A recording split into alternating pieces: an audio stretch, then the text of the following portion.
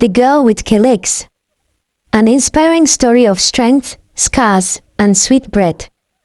In the sleepy village of Umok, surrounded by rustling palm trees and the gentle gurgle of a small river, a girl named Amara was born under a bright moon and heavy silence. The midwife had looked at her tiny legs and sighed. Her mother, Adiz, noticed the bend immediately, but she kissed her baby's cheeks and whispered, "You will still dance, even if the world laughs." From her early steps, Amara's legs curved awkwardly inward. The villagers had a name for it, K legs. Children sang, "K-leg Amara, leg like yam twister. If she runs, ground goes scatter." They teased her when she fetched water, laughed when she helped her mother in the market, and some even threw pebbles when she walked past. Her body bent, but her heart never did. Her mother often told her, "Don't let shame own your voice. Walk proudly, no matter how you walk." But when Amara was just 12, her mother fell ill and died quietly one rainy morning, her frail hands still wrapped around Amara's. Her father remarried a few months later, a sharp-tongued woman named Nwaka, who saw Amara as nothing more than a burden. "Don't drag your twisted legs near my soup pot," she would snap. "You go use your bent foot spoil my cooking." She started giving Amara scraps. She made her sleep on the floor. And her father, a tired man who barely spoke anymore, would just mutter, "Endure, Amara. It won't always be like this." One afternoon, after a group of boys mocked her at the village stream, one of them throwing a mango that hit her back, Amara walked home with her pride bleeding. She didn't cry. Not yet. But that night, she packed the only things she had, 2 wrappers, a nylon bag of dried gari, her mother's old slippers, and her courage. She left a note on the table. "Dear Papa, I'm going to Auntie Rose's place in Enugu. I want more. Don't look for me. You'll be fine." Enugu was a different world. Tall buildings. Bright lights. No chickens running across the road. And most importantly, no one knew her.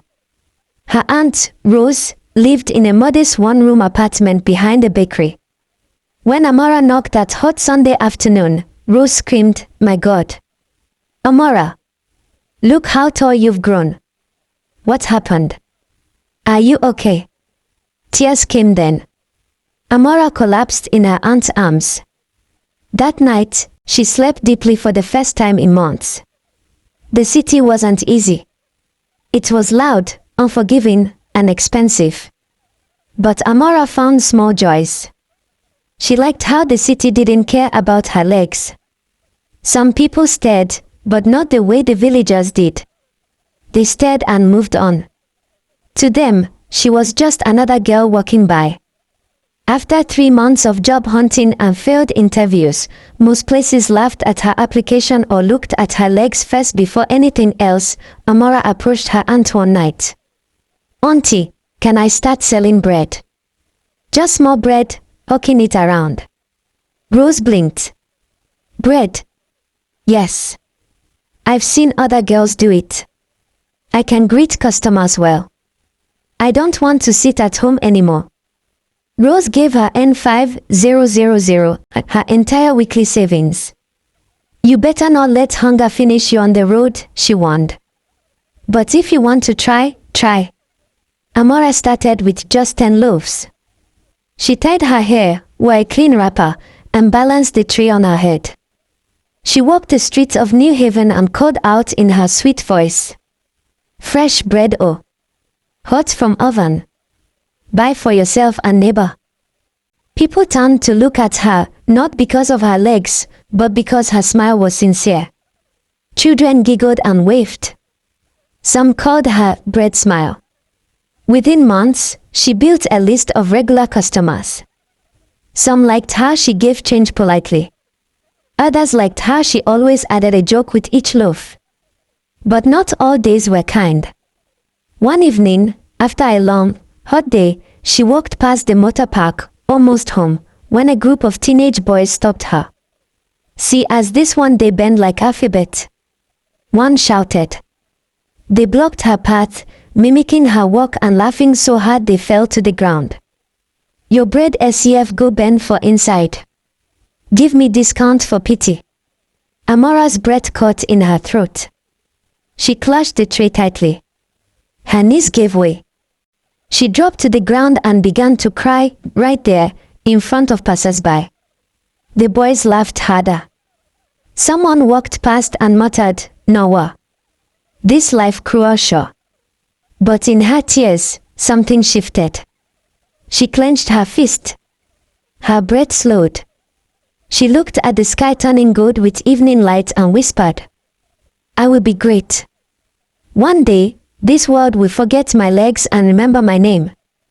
That night, she opened her plastic box under the mattress.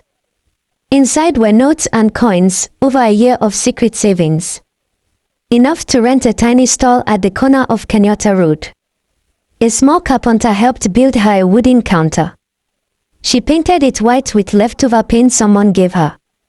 She called it Amara's bread point. She added sachet water to her items. Then butter. Then soda. Then eggs. Customers increased. She kept records, saved more, reinvested. She never rushed. Every step she took was careful, strategic. 3 years later, she opened a proper mini-mart. With shelves. A freezer.